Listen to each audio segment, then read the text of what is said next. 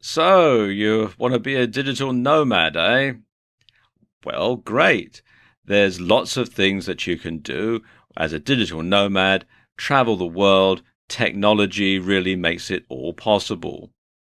And it's something that couldn't have been done 20, 30 years ago. And there's no doubting that the lifestyle can be appealing. All you need is a laptop and your toothbrush, and you're good to go. But just like everything in life, there are pros and cons to wandering the world. Let's take a look at the pros. Well, I suppose the biggest pro is the freedom. You can go where you want, when you want, and you can work from anywhere. As long as you've got Wi-Fi, you're fine. And you can spend time with anyone you wish. And it's awesome to visit countries and stay longer than just a vacation. And you can do lots of in-depth travel, and you can visit out-of-the-way places, and you can really experience what life is like in another country, and that can really expand your mind. And you can set your own work agenda. When you're a digital nomad, you can work when you like, from wherever you like. You don't have to put up with a bullying boss or moaning co-workers. As long as you've got Wi-Fi, you're good to go. And there's no more commuting. All the travel you're doing now is for pleasure and not a chore.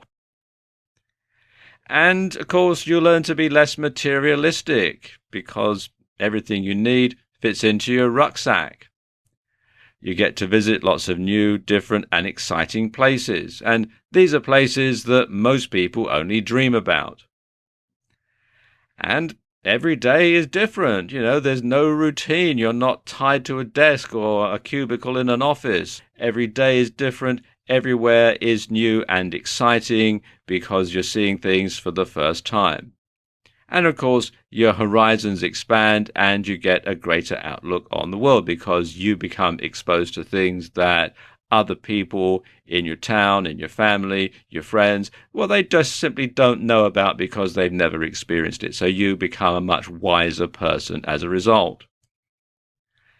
And you get increased self-awareness and self-development. Because you have to adapt to different environments and people, you're constantly growing and evolving as a person. And challenging yourself to live without the comforts of a home base, a regular paycheck, and familiar people and surroundings opens up a greater awareness of self because your backdrops and your relationships keep changing, so you become a much stronger person emotionally. And you learn new skills, and you can take what you've learned on the road and apply it to your daily life when or if you get settled again. Lots of people stay on the road all the time. And sometimes you find that they do things better in other countries than they do in the country that you're from. So you can take this knowledge and you can apply it to your life when you get back home, and you can enrich your own life and those of others around you through that experience. You also get to meet lots of new people, experience different cultures, learn different languages, eat different food, and generally do stuff that you would never have dreamt of doing before. But, of course, there are some cons to this sort of lifestyle. There is a downside to it all. And the biggest one is loneliness. Being totally self-reliant can be tough. Human beings are social animals, and not having anyone else to talk to be supportive, someone you can trust or you can bounce ideas off of, can take its toll after a while. And of course, feeling homesick is another thing that happens when you're away a lot. You miss the familiar after a while, and you're separated from family and friends and from your support network. And of course, you may worry about people back home, particularly if you've got sick or elderly relatives. People might be in the hospital and you're told they're in hospital and you worry about them and so on. So that can be a big downside if your heart is on one side of the world, but your body is on the other, if you get what I mean. And of course, there's going to be things going on back home that you're not a part of, things like birthdays, weddings, anniversaries, and of course there are other would-be shared experiences that you're going to be missing out on. Lots of things that your friends and family are doing, but you're not included, and there'll be memories that they have, which are perhaps quite important to them, that you won't be a part of, and you might feel a bit left out of the whole proceedings. And all this can lead to stress, anxiety, and depression, and that is very common amongst people who are digital nomads. And of course, the world can be a scary place, especially when you're off the beaten track. And you never quite know who you can trust or where you'll be 100% safe. Of course, you can be at the mercy of events, things like bad weather, wars, strikes, banks freezing your account, or even not having Wi-Fi that works can wreck your plans. So, being a digital nomad can be a fantastic lifestyle. But you need to think long and hard before embarking on it and make certain it's for you. Living the life of a digital nomad has its attractions. But before you embark on it, you really do need to separate the myths from the realities. And we're going to talk about that in this video. Now let me just sort of set the scene here. You've downloaded the 4-hour work week to your Kindle, and now you want to live the unfettered freelance lifestyle while traveling the world. Correct? Well, let's look at some of the myths. First of all, the myth is you can work when you like, from wherever you like. Well, the reality is somewhat different, and because you never know where or when your next paycheck's going to come from, you tend to take on as much work as you can when it's on offer because you think that, well, you might not get any more. So, never mind the 4-hour work week, sometimes it feels like a 100-hour work week. And then in between, of course, it's the 0-hour work week, but not because you want to, it's just because you simply don't have any work to do. There's another myth. Traveling is fun. And the reality? Well, yes, it is, to begin with. But just like with everything else, after a while, it becomes a grind. Every airport, every ferry terminal, and every train station gets to look the same after a while. And you've got all the endless security to put up with, you've got all the endless traveling, you've got the different languages, different currencies, and after a while it just gets to be a real grind.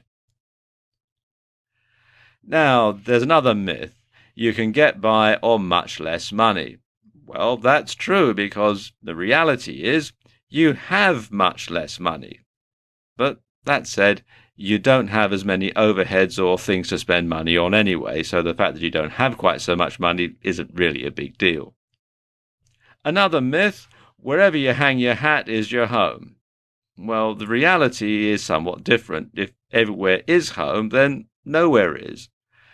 And I know that sounds kind of strange, but there's a risk that the place where you grew up or where you went to school or where you settled after you finished college will become a foreign place to you as well, because it's going to change, as will you.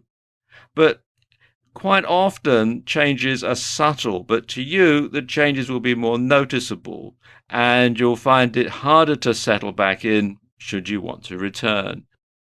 And for some people, this is appealing. They want to distance themselves from the past and go away and reinvent themselves.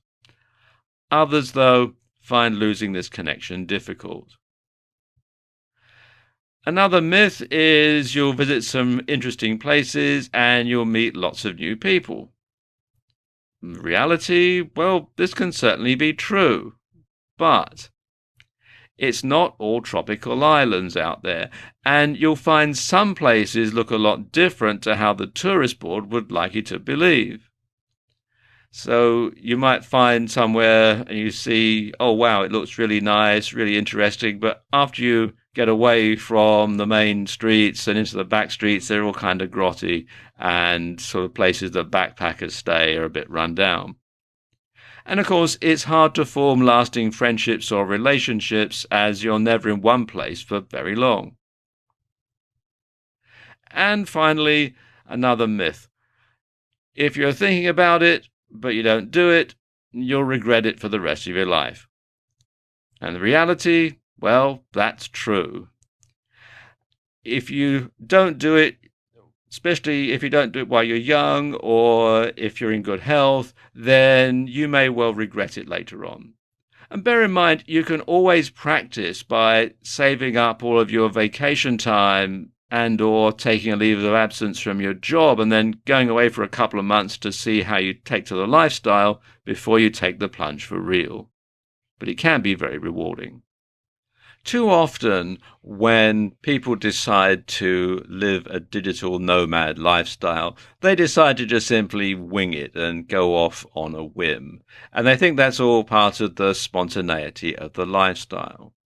But there are some things that sometimes digital nomads don't consider. And I'm going to cover the top 6 things in this video. And the first one is having enough insurance. And this is very important, particularly having enough health insurance. Because if you get sick or you have an accident, you'll need to get proper treatment, and that can be expensive. And if you're traveling, you're not just a tourist, then ordinary tourist health insurance may not cover you. So you need to make sure that you are covered for an extended trip. And if you're from a country where healthcare is provided by the government and funded through taxes, like the UK or Canada or something like that, then you may not have needed to consider this before because you just simply take it for granted. You also have to bear in mind that hospitals in some countries may not be up to the standard of those in your home country. And this is particularly true if you're visiting some of the developing countries out there. And so you do need to make sure that any insurance that you have will enable you to be either brought back home or brought to another country where they do have an advanced healthcare system, where they do have good hospitals where you can get the proper treatment. Something else you need to bear in mind if you're from the UK is that UK nationals will lose their right to free treatment on the National Health Service if they're out of the country for a certain length of time. So you may need to also take out private medical insurance to cover you when you get back home as well. So that's something that not a lot of people consider until it's too late. You'll need other types of insurance too. For example, you're going to need car insurance if you're going to be driving. And if you don't have a fixed address, then obtaining this can be very difficult. You're also going to need insurance for your possessions. If your laptop gets lost or stolen, then you could be out of business. You're also going to need insurance to cover you against things like cancelled flights or missed ferries or lost bookings and that sort of thing, especially where you've had to pay up front for these and then they're cancelled and the tour company or the hotel owner just simply shrugs his shoulders and says, oh, well, too bad. Then you might have to take out insurance to cover you against that. Banking can also be difficult when you're traveling, and this is something else that digital nomads often don't take into consideration. You can do all your banking over the internet for sure, but you need to tell your bank where you're going in advance, or they might assume something is fraudulent. If all of a sudden you're from America, but someone's using your card in France, then they might think that perhaps a hacker has stolen your details or something like that, and they'll freeze your account. And then you've got to go through all the steps to get it unfrozen. In the meantime, you haven't got any money. So you do need to take that into consideration. Also, if you're going to use PayPal, PayPal have a habit of freezing or limiting accounts when they're accessed from a different country. So that can be problematic. And if you've ever tried to get in touch with PayPal, you know that they don't make it particularly easy. So you do have to take that into consideration as well. And you also need to bear in mind that PayPal doesn't operate in every country anyway, so you might not be able to pay for things with PayPal in some countries. Now, while the US dollar is the world's reserve currency, and it's usually easy to convert it into other currencies, some countries have foreign exchange controls or currency restrictions. And this could mean a limit on the amount of dollars that you can exchange for their currency, or a limit on their currency that you're allowed to change back into dollars when you leave. And in some countries, they won't even let you take the banknotes out of the country. So you can literally lose money because they won't let you take it with you. So you do have to take that into consideration and make sure that you're going to have enough money in a local currency for the duration of your stay. Now, in the Eurozone, the same currency, the euro, is accepted in more than one country. So if you're going from, say, Ireland to France to Italy, you can use the same currency in all of those different countries. Something else that you need to bear in mind are visas. And when I say visas, I don't mean the credit card type visa. Some countries have a visa waiver or an e-visa program with other countries so that you don't have to apply for a visa in advance. You just simply fill in some details on a website and pay an admin fee. Some countries will issue you a visa on arrival. And other countries don't require a visa at all, just your passport. And this depends, of course, on what arrangement the government of your country has with the country that you intend to visit. However, many countries require you to apply for a visa before you travel. And you may have to visit the country's embassy to apply in person and or attend an interview before a visa is granted. And you have to get there at your own expense. And don't take it personally, but some countries won't let you in if you're from or have previously traveled to a country that they're not on good terms with. So, for example, lots of Arab countries won't let you go to their country if you visited Israel, for example. And are you working or just visiting? Will you need a working visa or a tourist one? Does updating your blog count as work? Well, depends. Some countries will say it does. Some countries will say it doesn't. And then there's tax. Benjamin Franklin said only two things in life that are certain are death and taxes. And even if you're not in your home country, that doesn't necessarily mean that you won't have to pay tax there. So will you need to pay tax in your home country, the one you're staying in, or both? Now, some countries you're regarded as a resident in that country if you're there for more than a certain number of days, and you may be required to pay their income tax on your worldwide income. It really is quite a minefield out there because every country is different. So it's a good idea to get professional advice before you leave your home country to see exactly what your tax position is going to be. Then, of course, different countries have different systems. For example, you couldn't get this electrical plug into this socket, or this plug into this socket. And of course, there are different voltages. In North America, it's generally 110 volts, but in Europe, it's generally 220 volts. And of course, light switches are different. In some countries, it's up for on and down for off. And in others, it's the opposite. And of course, countries drive on different sides of the road. In the US and continental Europe, people drive on the right and cars have the steering wheel on the left. And in countries like the UK and Australia and Indonesia, it's the other way around. People drive on the left and the steering wheel is on the right. And even if you're not driving a car, this can be a big deal. If you're riding a bicycle, you need to make sure you stay on the correct side. Also, even remembering to look in the right way when you're crossing the street, that is something you need to take into consideration. And finally, there are different languages spoken all around the world. Believe it or not everybody in the world speaks English. Now, in some countries, it's widely spoken as a second language, and this is particularly true in cities with a relatively young population.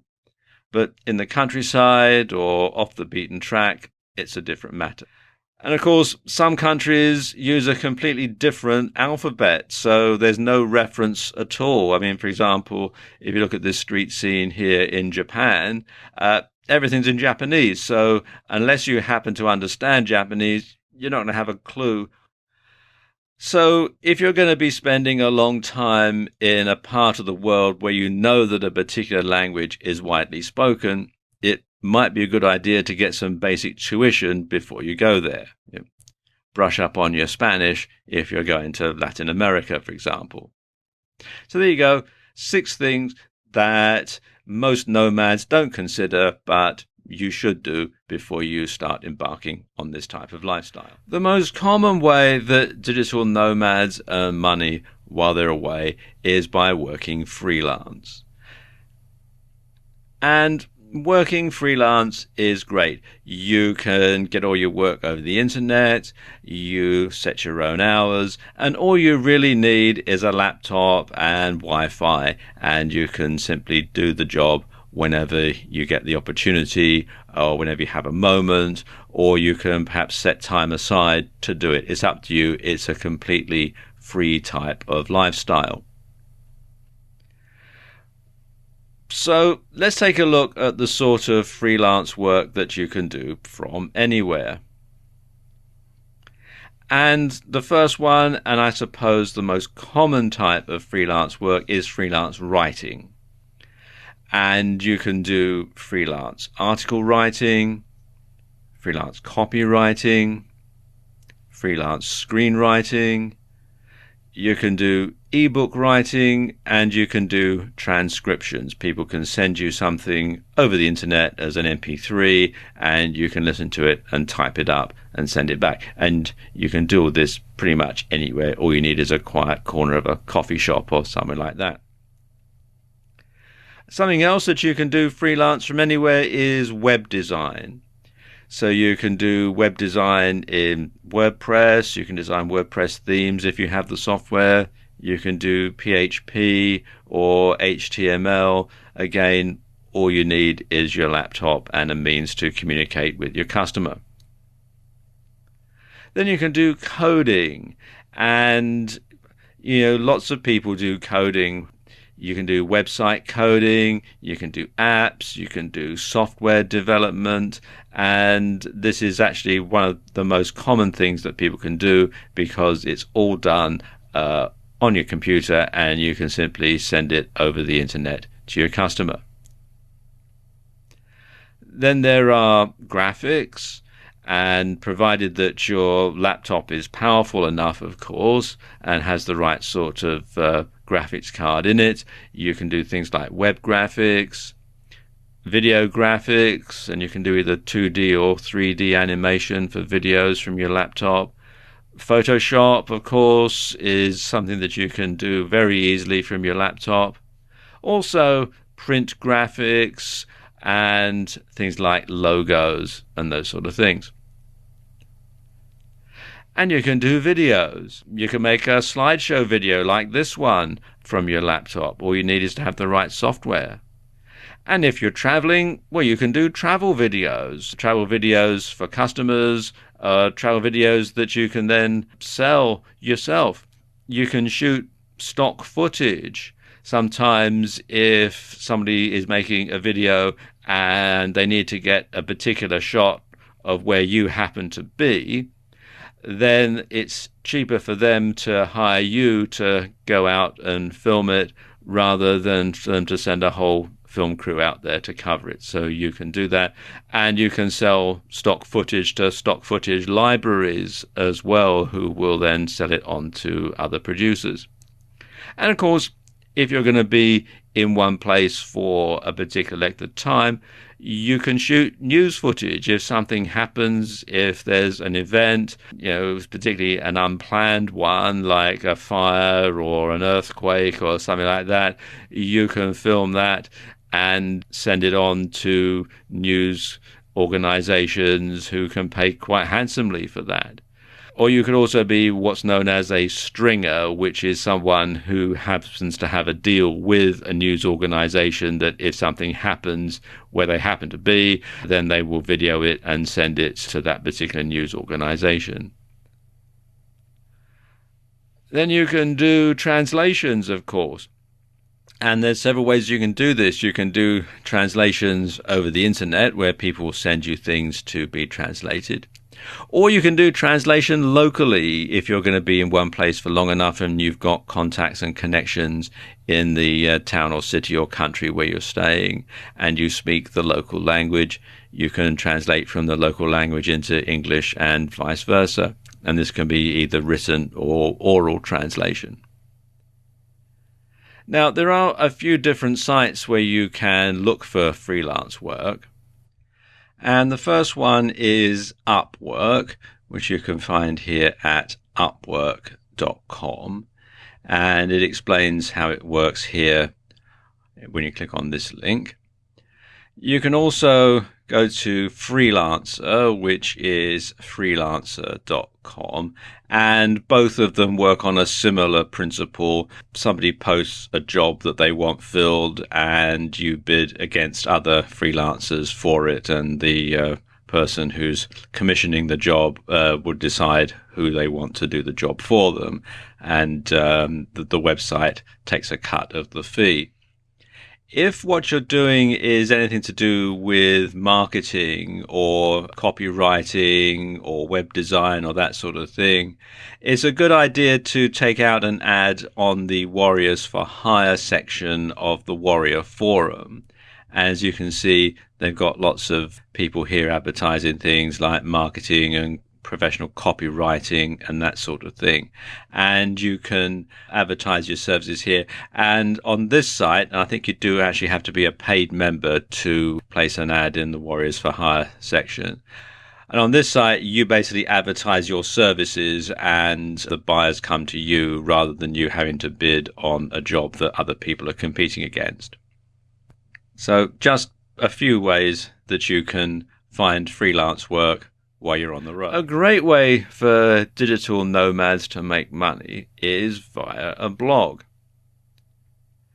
Now, for the uninitiated out there, what is a blog? Well, Wikipedia defines it like this. A blog, a truncation of the expression weblog, is a discussion or informational website published on the World Wide Web consisting of discrete, often informal, diary-style text entries known as posts. Posts are typically displayed in reverse chronological order so that the most recent post appears first at the top of the web page. Many blogs provide commentary on a particular subject or topic, ranging from politics to sports. Others function as more personal online diaries, and others function more as online brand advertising of a particular individual or company.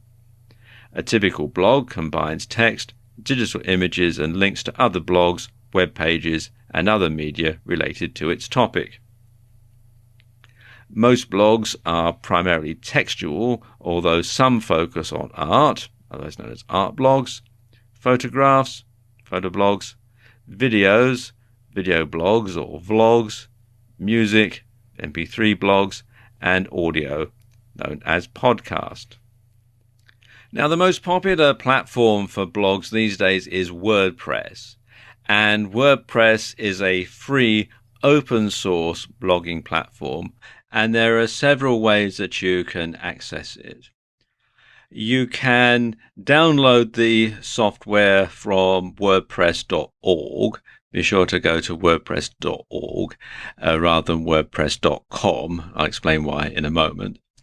And then you can download the software and then upload it to your web server and follow the on-screen instructions. It's actually quite straightforward. Or with most web hosting accounts, you can actually install it from within cPanel. If I just scroll down here a bit, you'll see that this particular hosting package has Softalicious Apps Installer, and you can install WordPress and just simply follow the on-screen instructions. It'll install it very, very easily.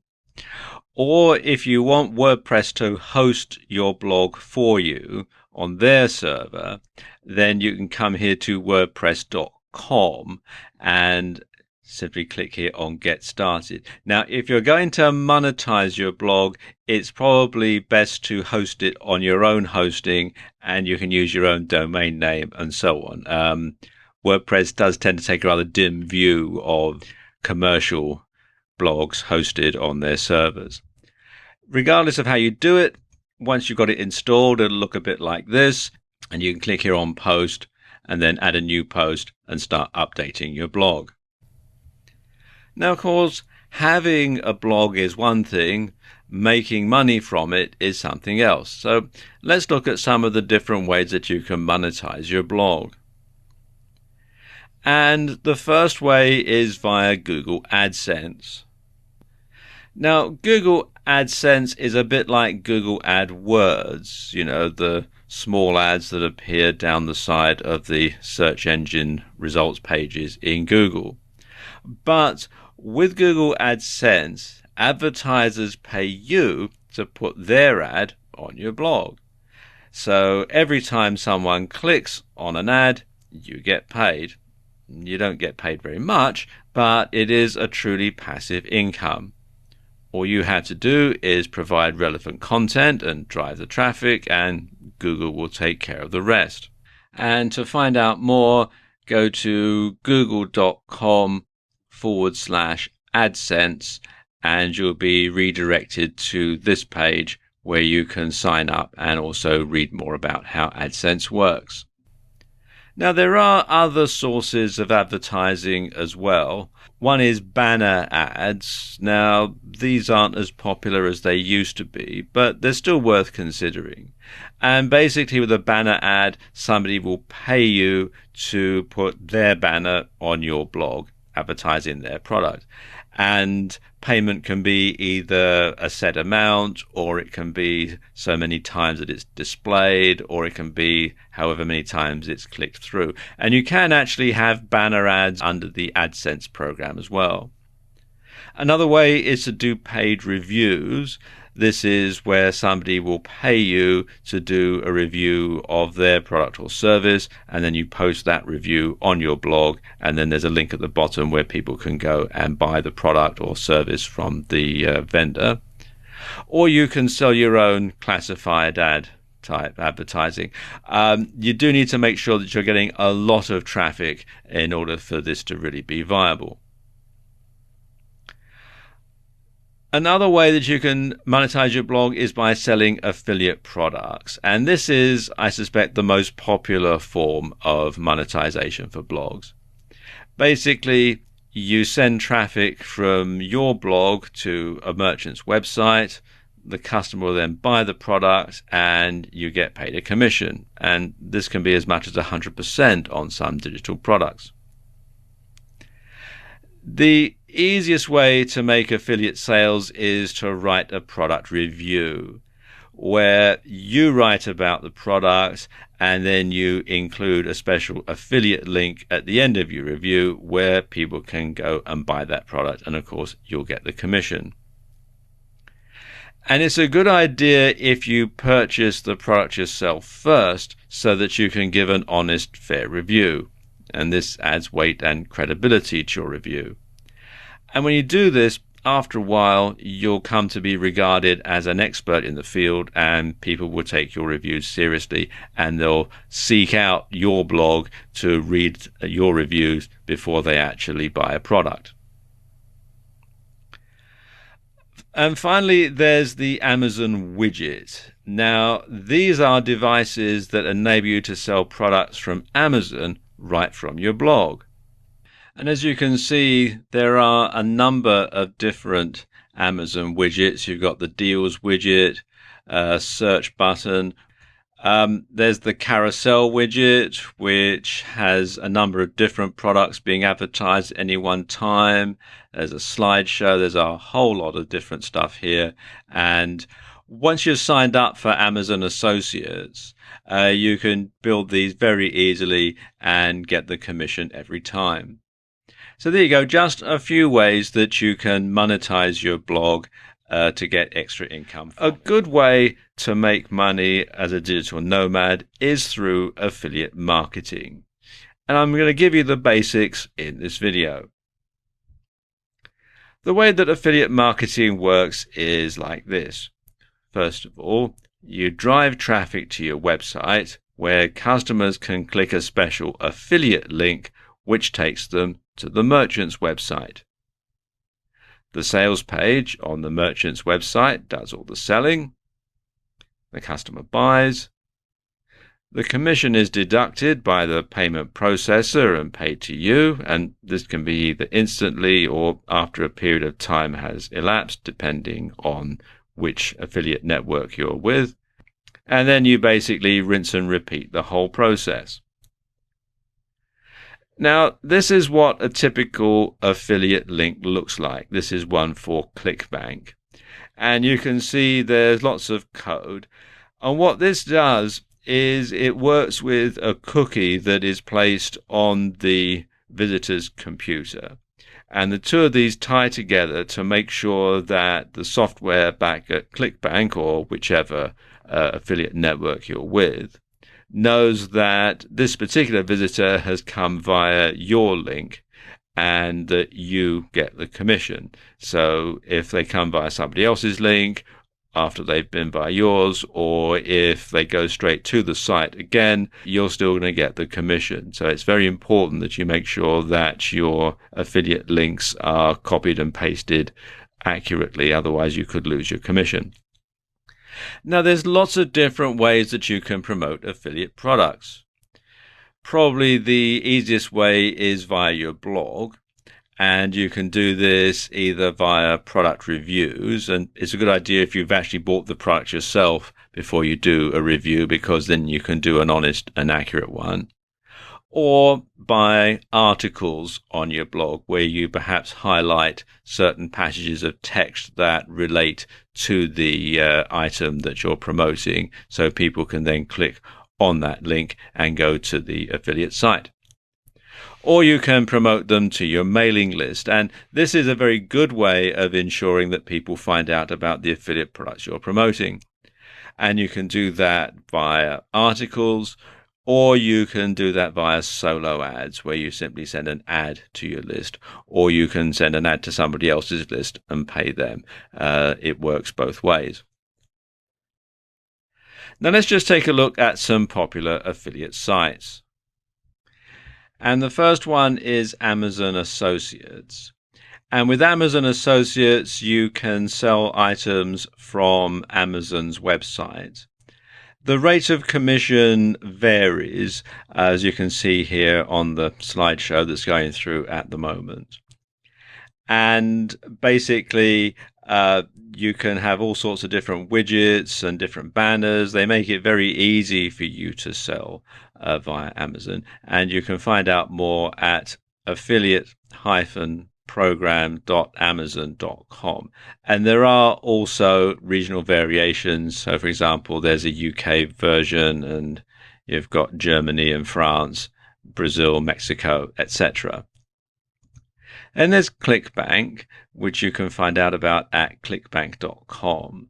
And ClickBank is probably the longest standing affiliate program out there. Originally, it was just for downloadable digital products like ebooks, but now you can sell all sorts of other stuff via ClickBank. And the rate of commission does vary, and it can be actually as high as 90% on some of the digital products. And you can find out more and sign up at clickbank.com. Then there's CJ Affiliate by Conversant. This used to be called Commission Junction. And it works slightly differently from the last two insofar as CJ Affiliate coordinates affiliate programs for lots of offline companies or offline companies that have their own online websites for sales. And it's a two-step process really when you sign up with CJ. You have to sign up and be accepted by CJ. Then you have to be approved by each individual site that you want to sell through. So it is a two-step process. And the rates of commission do vary because they are set by the individual companies. And you can read more at cj.com. And finally, there's JVZoo. Now, JVZoo is great because it works in conjunction with your PayPal account, and you can actually get instant commissions on stuff that you can sell via JVZoo, and the commissions can be up to 100% on some of the digital products. So it's well worth looking at JVZoo, and it's very easy to sign up as well. Just simply come to jvzoo.com, click here where it says sign up, and then you simply register here. It's all very simple, except the terms of use and affiliate agreement and the PayPal terms of use. Click on register and you can start selling within a few minutes. In this video, I'm going to talk you through 5 tools that every digital nomad needs. And the first one is a decent quality laptop. Now, this will be the most important tool in your toolbox, so don't skimp on this. And it's a good idea to stick with a well-known brand, as this will make it easier to get it repaired if it breaks, which does happen sometimes. Now, your laptop computer needs to be robust. It needs to be lightweight and portable, because after all, you're going to be carrying it around all the time. It needs to have a long battery life, because you might not be able to plug it in, especially if you're traveling. It needs to have good storage or hard drive space. And this is very important because you may need to store everything on your computer for long periods of time, because you might not be able to rely on Wi-Fi everywhere. So you do need to make sure that you've got that capacity on hand. Mac, Windows, or Linux/Chromebook? Well, that's up to you. And it depends a lot on your personal preference and what you intend to use it for. Macs are more sophisticated and better for graphics, but they're also more expensive. Windows laptops have more variety and there's more software available, especially now Windows 10 has come out. And Chromebooks are cheaper, but they're of limited use. But if you're going to be doing lots of writing on the road and not a lot else, a Chromebook could suit you down to the ground. Now let's take a look at some good laptops that are recommended for nomads. Now I'm using Amazon.com for all this, but it's a good idea to shop around and find the best deal in your country or where you happen to live, because you might be able to find a very good deal out there. Okay, let's look at some of the computers here. If you're looking for just a basic Chromebook, then something like the Acer is very good. As you can see, it's quite reasonably priced, and it has quite a good Intel Celeron quad-core processor, and it's nice and light. And if all you're going to do is word processing and checking your emails and maybe watching the odd video, then this is perfect for that particular purpose. You want to go up a bit more, then the Microsoft Surface Pro 4 is probably a very good thing to get. As you can see, it's got an i5 processor, 4 gigabytes of RAM, and 128 gigabyte hard drive. And you can see it is actually a bit more expensive, but again, very good value when you consider exactly what it is that you're getting. If you need to do some fairly heavy duty works on the road, then a proper, as I call it, a proper laptop is probably the best thing to get. Something like the Apple MacBook Air or the Dell Inspiron 7000 series. All work very well, and they're all quite robust and can handle all sorts of stuff, from writing to graphics to video editing and that sort of stuff. You'll also need a good smartphone. And the reason for that is there are many apps that can make life easier on the road. Now, when you're choosing a smartphone, you want to make sure that it gets at least 3G. Now, 3G is fairly widespread throughout the world, but 4G and 5G are fairly limited to large towns and cities in fairly well-established countries. So what you should do is get one that does at least 3G, because then you'll be able to connect in more places. You also want to have one that's got Bluetooth so that you can connect your laptop to the internet when there's no Wi-Fi. Should you get a Windows, an iOS, or an Android smartphone? Well, again, it's up to you, and a lot of it comes down to personal preference and to budget. A good place to look for a smartphone is on eBay, and you can generally pick up a very good deal there, and it allows you to drill down and find the particular type of smartphone that you want. Now, when you do buy a smartphone, be sure to get one that's unlocked, and that means you're not tied to any particular network. And this can come in very handy if you're going to be in a country for any length of time. You can get a SIM-only deal or a pay-as-you-go SIM for making local calls and receiving local calls, and you can actually redirect your main number through to your new local number, and it can work out quite economical that way. You're also going to need a backup drive, and this is important that you have this and keep it separate from your laptop, because if your laptop breaks or gets lost or stolen, then you won't lose all your data. And you also want to back up programs as well, so it's a good idea to get one that's got a pretty decent storage capacity. Again, eBay is probably the best place to look for this piece of kit. Be sure to get one that you can power from the USB port. That way you don't have to worry about having the correct power transformer or that sort of thing. You might also want to consider cloud storage. Now, with cloud storage, your most important files can be kept completely separately from your laptop.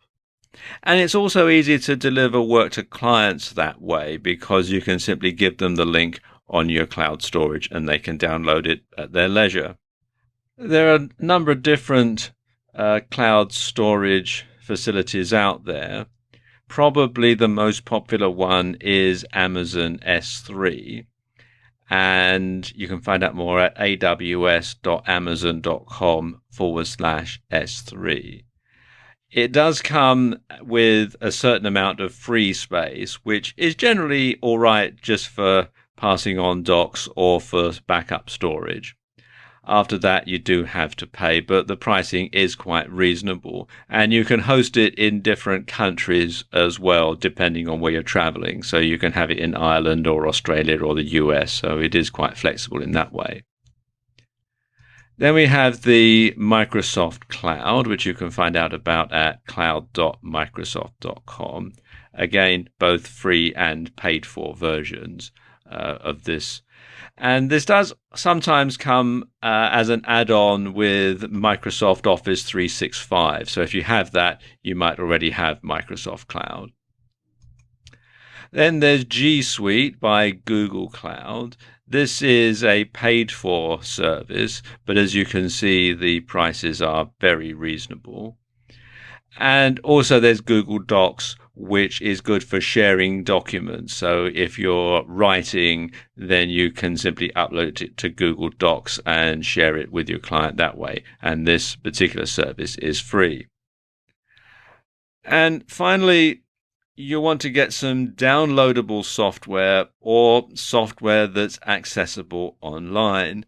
And again, if something happens to your laptop and you lose all the software as well, you don't have to carry around backup disks with you, you don't have to carry around the DVDs, and you can simply update the software all the time. And some popular choices are Microsoft Office 365, which you can read about at products.office.com, and the Adobe Creative Cloud, which you can find out more about at adobe.com. Now, these are both paid-for solutions, and they require internet connectivity to work properly. So you might also want to get some open source Office software that you can download onto your laptop and use. Good ones to go for are Apache OpenOffice, which you can find here at openoffice.org, and its offshoot LibreOffice, which you can find here at libreoffice.org. And the great things about these is they are free, so you don't have to pay out for them. And of course, you can download the software from the internet, so you don't have to carry around any CDs or DVDs with the software on it. And I'll let you into a little secret. I'm actually using LibreOffice Impress to make the graphics for this video. So there you go, 5 tools that every digital nomad needs. In this video, I want to talk about drop shipping. And drop shipping enables you to sell physical products from anywhere. Now, normally, selling a physical product means you need to buy items in bulk from a wholesaler and then resell them on at a marked up price. You deduct any fulfillment costs and keep the difference, and that's called your profit margin. Now, the downside to this is you need a place to store your inventory, a method of shipping and delivery, a method of handling returns, and somewhere that returns can be sent back to. In other words, a permanent address. And this is not a business that you can take on the road very easily. There is a very flexible way of selling physical products though, and it's called drop shipping. And drop shipping is similar to affiliate marketing. Basically, you sell other people's products from your website in return for a commission. They handle all the fulfillment and returns, and you handle all the marketing and order processing. And the main difference between affiliate marketing and drop shipping is the variety of products available. Now, affiliate marketing tends to deal mainly with digital products. So we're talking things like ebooks, videos, apps, software, and that sort of thing. But you can drop ship a much wider variety of products though. We're talking things like tech, appliances, clothing, hobby stuff, auto parts and accessories. You know, the list just goes on and on. In fact, just about every physical product that people want to buy, you can dropship. Plus, of course, you don't have to carry inventory, you don't need to have a massive warehouse, you don't have to arrange shipping, you don't have to worry about returns. Plus, you get to set the price that people pay, and you can compete against other dropshippers that way. So unlike with an affiliate product where you only have a fixed commission, with drop shipping you can set your own rate and decide your own profit. And you can even do what's known as white label drop shipping, where the manufacturer will put your name on the product, so as far as the customer is concerned, you made it. You know, what's not to like? And the business model works a bit like this. The customer visits your online store and makes a purchase. You handle all of the advertising and the payment processing on your site.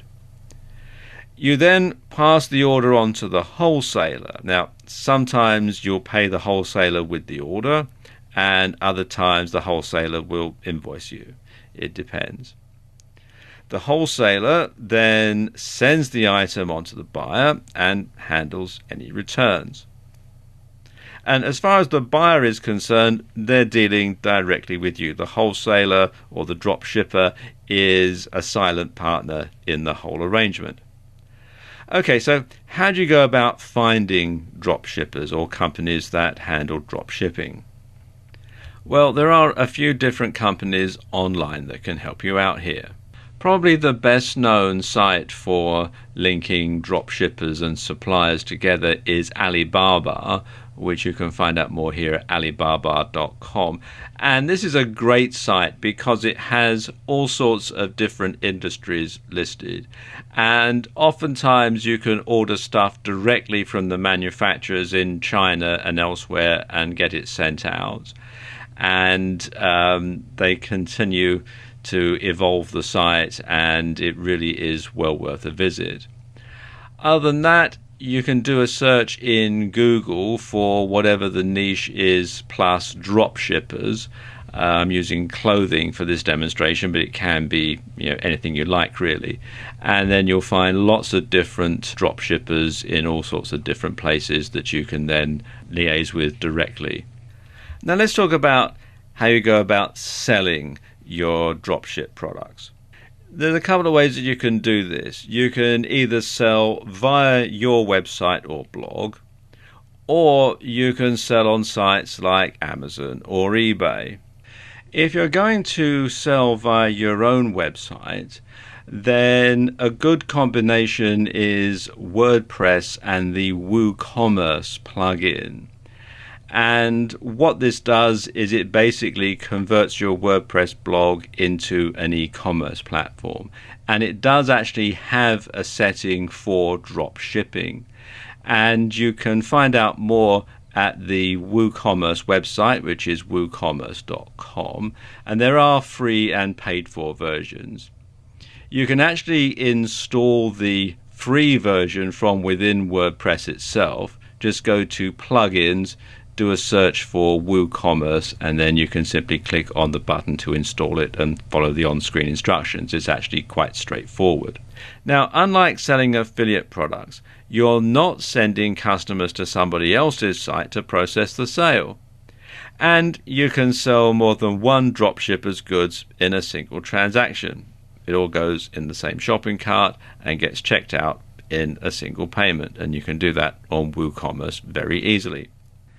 Another option is to sell on eBay, and lots of dropshippers sell on eBay. In fact, you'd be surprised at the number of items that are for sale on eBay that are actually being dropshipped. And a good way to find out is to see if the same product, the exact same product, keeps showing up under different listings with different prices but looks suspiciously the same. For example, I recently bought this toolkit. You can see here, 35-piece torque bit and e-socket set, and you can see it's there. And if I scroll down, you can see it's there, and it's there, and this looks suspiciously the same but is in a different color packet, and so on. So I would hazard a guess that all of these are actually being drop shipped by these various different merchants. And the thing about selling on eBay is, of course, eBay handles all of the processing for you. All you've got to do is place the order with the drop shipper. Now, the great thing about running a drop shipping business is nobody need know that you're on the road. You can set up a mailing address to go on your site, and if you're young and still live at home, you could probably use your parents' address, and you can add a Skype in number to handle inquiries, so people can dial a local number. It's routed over the internet via Skype to your smartphone, and you can answer it just as if you were in the city that they think they're dialing. And of course, if you're selling via eBay or Amazon, all the communication, all the payment processing, etc., is all handled by the site anyway. So there's no real tie between you and the business. It's very, very fluid indeed.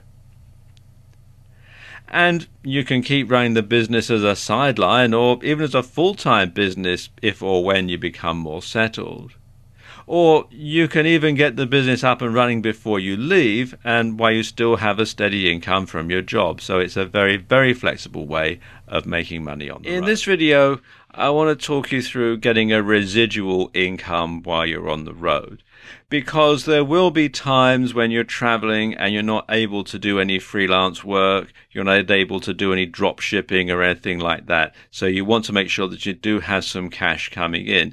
And of course, the more money you have coming in without you actually having to work for it, the more free time that you've got to spend enjoying life out traveling the world. Now, traditional forms of residual income come from investments, things like savings, stocks, bonds, certificates of deposit, otherwise known as CDs. But you do need to have a lot of money to invest in these schemes in order to get a decent return. And all around the world now, savings rates are at rock bottom. So the return on your investment isn't going to be particularly high if you do it this way. Of course, if you have a house, you can always rent it out while you're away. After all, you're not going to be living in it. But you do need to make sure that you're properly covered with things like insurances. You want to make sure that you have an agent, and of course they're going to charge fees to do all this. Plus, of course, if you have a mortgage on your property, you have to tell the mortgage provider. They might wish to switch you over to some other type of mortgage, a buy-to-let mortgage, for example, which might not be so advantageous. It might mean that your payments go up, etc. So you need to think of a way of making money online that requires minimal input from you. And the first thing that comes to mind is a membership site. And membership sites are very popular. And what you have is a membership site on a particular topic or niche. People pay a subscription and get access to information on the site. Now, it's not completely passive, as you do have to put in some work, but you don't have to sell it over and over again. Once people are subscribed, all you've got to do is keep them subscribed. Now, your membership site could contain articles, videos, software downloads, etc. And there are a number of different membership site platforms that are out there that you can use to mount your membership site on. If you're going to base your membership site on a WordPress platform, there are a number of different plugins you can get. Some are free, some are paid for, others have a free version and a paid for version. Some good ones are Paid Membership Pro, which you can find out here at paidmembershipspro.com, or probably the most powerful one and the most popular one is S2 Member, and you can find out more here at s2member.com, or you can do a search from within the WordPress dashboard itself. Just come here to plugins, type in membership site, and you can see there are a lot of different ones that you can choose from. Whatever platform or format you choose, make sure your membership site has a forum. And this gives members a reason to keep coming back, and you can also use it to research what members would like to see more of on the site. There are lots of forum plugins that you can get for WordPress if you're going to use WordPress as your platform. And if you go to plugins and then do a search within the WordPress dashboard, you'll find that there are lots and lots of them. And it's a good idea to just simply go through and see which one's going to work best for you. Another thing you might consider is to make your entire membership site a forum. And this is done very well by the Warrior Forum. This is an internet marketing forum. And The way that they do it is you've got free and paid for memberships and various levels of payment memberships.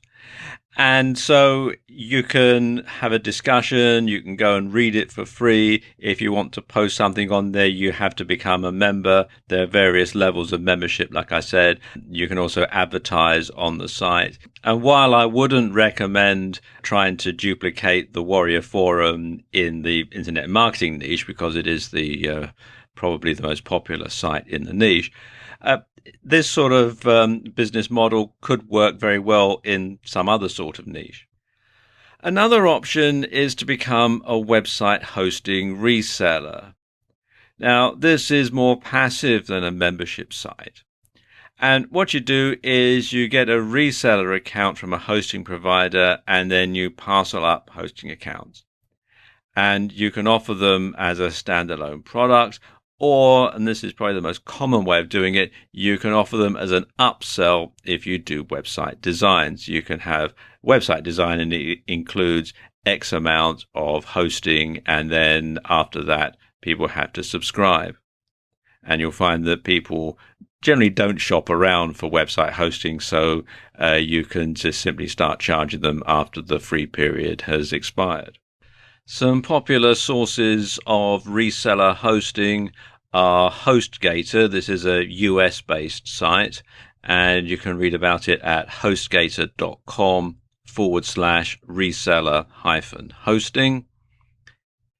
And Heart Internet, this is a UK-based site, and you can find out more at heartinternet.uk/reseller-hosting. Now, one tip for both membership sites and for website hosting reselling is to set up recurring payments.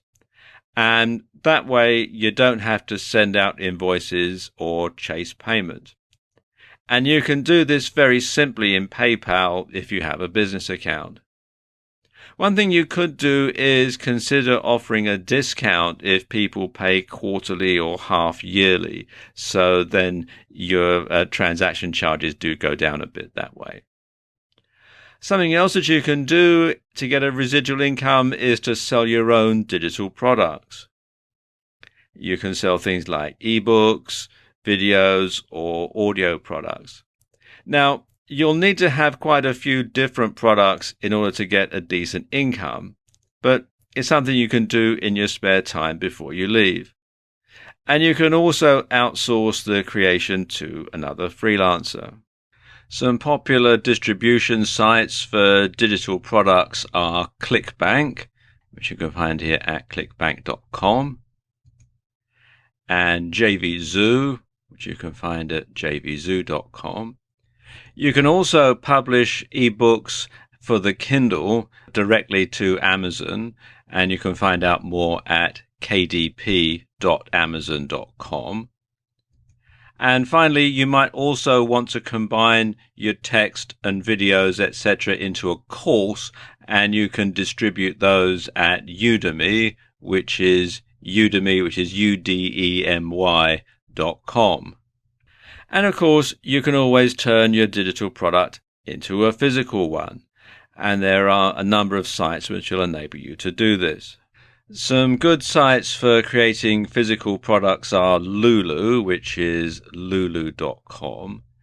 And probably better is CreateSpace, which is an Amazon company. And you can create physical books, you can create DVDs, you can create CDs, all sorts of good stuff, and it automatically gets listed in Amazon.com, so you can get out to your audience very, very quickly indeed, and you can read more about it at createspace.com. And you can keep adding to these as you go along, and then you build up a passive income portfolio that requires very little attention, leaving you free to enjoy your travels. Your smartphone can be perhaps your most important tool after your laptop when you're traveling the world as a digital nomad. Now, there are lots and lots of different apps out there that can make your life much easier. Here are my top 10 in no particular order. And the first one is Uber. Now, Uber get a lot of bad press, but it's a great way of getting a ride at any time of the day or night for much less than hailing a cab. The app is free, and you can download the iOS version from the iTunes Store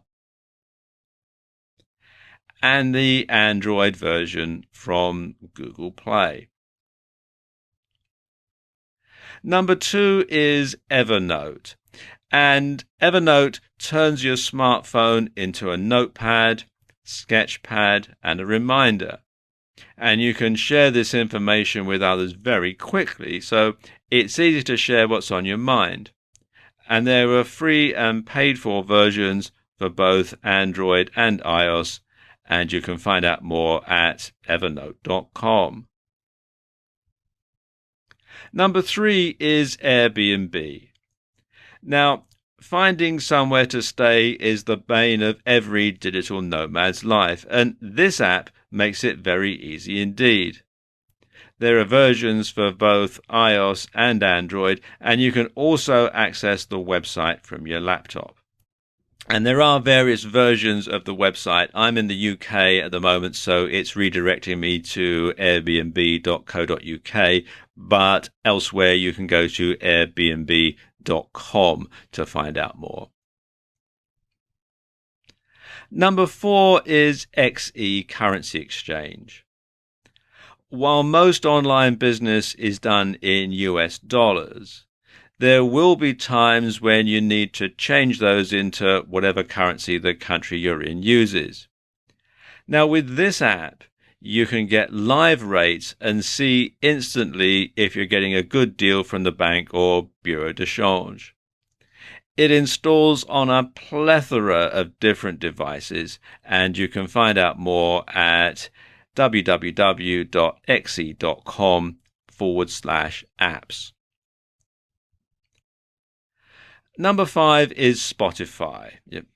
Leave your bulky CD collection behind and get all the latest tunes and old favorites streamed directly to your phone.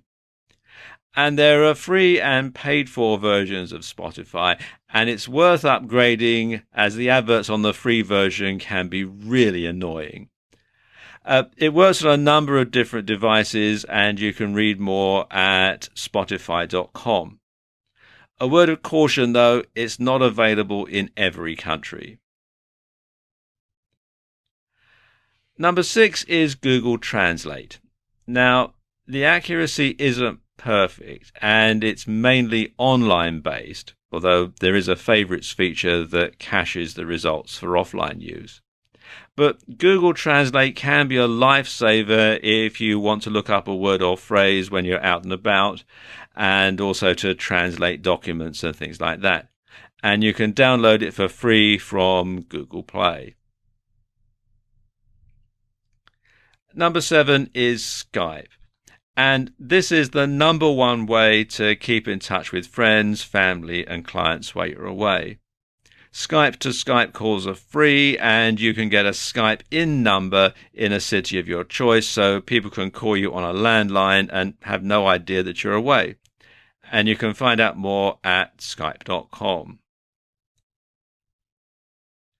Number 8 is Google Maps.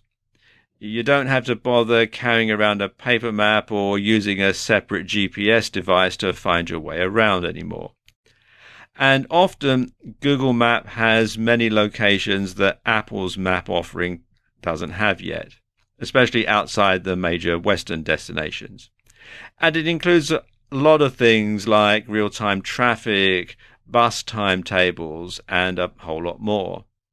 And it's free for Android and iOS and can be downloaded from Google Play. Number 9 is Pocket, and this helps you to stay focused on your tasks. If you find an interesting article, you can save it for later and read it offline whenever and wherever you have time to. It also removes the annoying ads and just saves things in plain text. There are free and paid for versions for iOS, Android, and Kobo. And you can also get a Windows version for your laptop. And you can find out more and download it from getpocket.com. And last, but by no means least, is Yelp. And this is a great app for finding restaurants and other businesses. It works best in the US, although it also has content for Canada, the UK, Australia, and parts of continental Europe. Just type in what you're looking for, and Yelp taps into your mobile device's GPS powers to tell you the closest places to find it. And it's a real time saver. And it's available for iOS and Android and can be downloaded from Google Play. So there we go, 10 apps that you can use to help you on the road. And there are a whole lot more out there, but this is just my top 10.